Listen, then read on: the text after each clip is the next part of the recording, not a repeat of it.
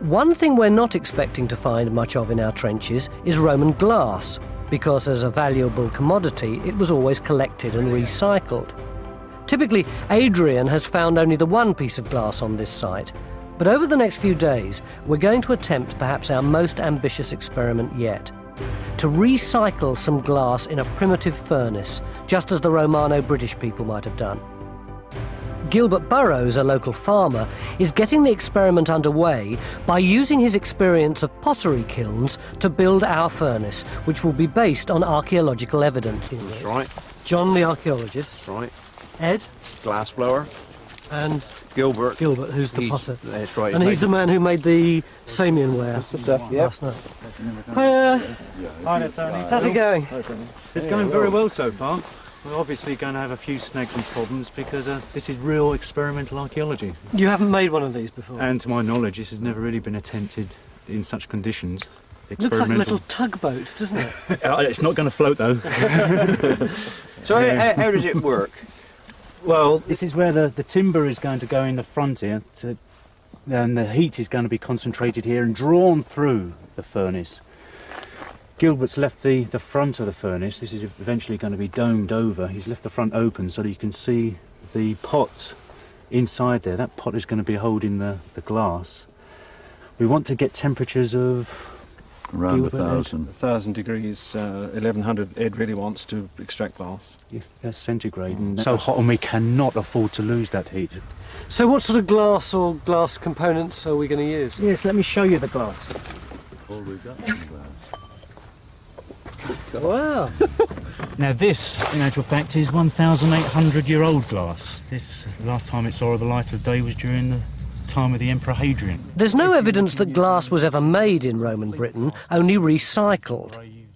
Apart from archaeological evidence, all we have to go on are images like this one, found on a Roman lamp dating to the 1st century AD. If you look closely, you might be able to work out a figure on this side. This guy here, he's blowing glass. We assume that what he's got here is a blowpipe with a vessel being formed at the end. We hope it doesn't all fall in the first 2 hours, eh? So it is beginning, actually. It works. It works. Yeah. What we've got to do is treat the kiln, and it's not even dry. We've got to treat the kiln as if it were a piece of ceramics. Yeah. Yeah. So the first few hours. That's right. They're crucial. They're crucial. Otherwise, what we'll do is split the thing apart. I don't know if anyone's told Phil, but he'll be expected to be there around midnight tonight when our newly cleaned Roman glass goes into the furnace.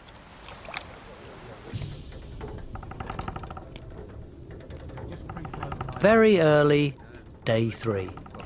And despite problems with wobbly chimneys and a small accident with the roof of the furnace, our enthusiastic team are delighted to be able to report that they've managed to reach 1,000 degrees and are now ready to charge the furnace with the first shovel of Roman glass.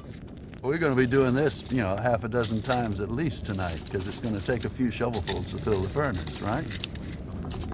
You ready, Phil? Okay. That looks good. That looks good. Door back on. And it didn't even pop. Look at that. It didn't even pop. And you only lost 10 degrees. Oh, what? Hey, so far. Oh, wow, look at that fire now. Yeah, listen to it. That's 1,050. Yeah? Ooh, we'll get our 1,100. Yes, we will. First time this glass has been warm in 2,000 years. Yeah.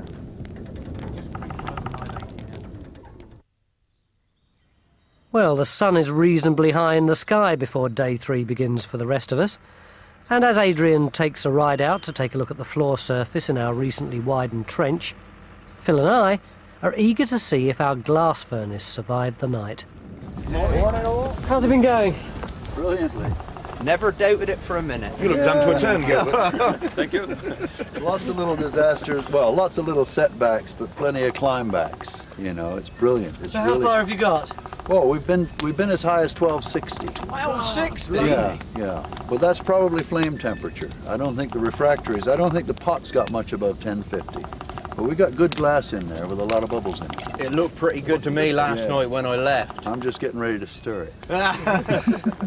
If this chimney was working efficiently, then the bellows wouldn't be needed. 2 chimneys, it's now been decided, would have made it easier to control the temperature. But this furnace has done its job, and soon we'll have the rare opportunity of trying some glass blowing with genuine Roman glass. Out at the furnace, the learning experience continues, and after several unsuccessful attempts to produce a new object with our Roman glass, we're now reaching the better quality, purer glass at the bottom of the pot. It's beautiful, isn't it? I mean, it just looks so magical. Oh, that looks wonderful. So it's that you blow the glass a little bit and then swing it to get it to... Yeah. Well, you can make it elongate. Basically, we're working with gravity. So what sort of shape are you trying to make it, Ed? It's Basically, changed a from that. small conical vessel, like a cone beaker. It's going to be smaller than most of the archaeological ones that we've found.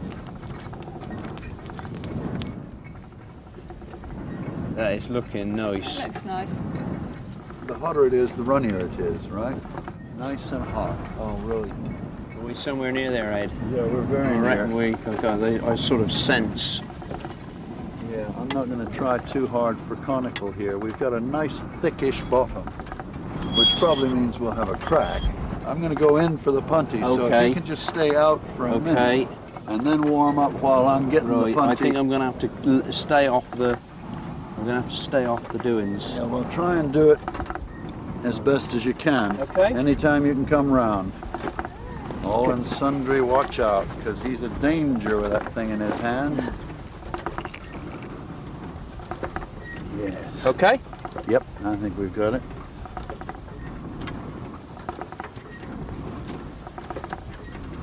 One of these fine days, we're actually going to do this, Ed. Okay. Brilliant. There you Oh, go. wow. Now, you take that one. Got it. Magic. Get rid of it. Watch out for your hands. All right, all my right, all friend. right. So you'd be like a sort of almost like a stemmed wine glass. You could leave it on, could you? Well, no, because it's a very poor junction. That's the whole point. When we crack it off, it should come off and just leave the scar that you find on handmade glass. What are you looking for now, Ed? That I I mean, just want to warm it up enough to open it out. I want to go more conical with it because it's just a pretty nondescript little bag of a vessel at the moment. Wouldn't that do? Well, Your I don't artistic- know. I mean, yeah. Well, I mean, I'm just ambitious. Oh, that's that's all. You see. beautiful. It's coming along Oh, look nicely. at that. Oh, that's lovely. Let's get to the sawdust. And the rim is not going to be finished any further? No, no. Well, I mean, there's no way I can actually straighten it. And then just now. cover it straight up? Yeah. Now, Oh, you wow. see, that's the way. That's why that joint is made that way. So, It's crucial now that the glass is given time to cool down, so it's probably going to be the end of the day before we can have another look at our conical beaker. We're going to risk it. So, a productive 3 days, and all that remains to be done now is to take a look at our recycled Roman glass beaker. Sort of excavating for you, isn't it, Phil? It's good, isn't it? Yeah. There we go. It was much bluer, greenier when it went in, Ed. Will it's it very clean small. up? Oh yeah, Will it yeah. clean That'll up? come off with a bit But of that soap is and water. steaming, isn't it? So was it worth having to miss all that sleep for? Yeah, yeah, yeah. I'd do it again, but not tonight.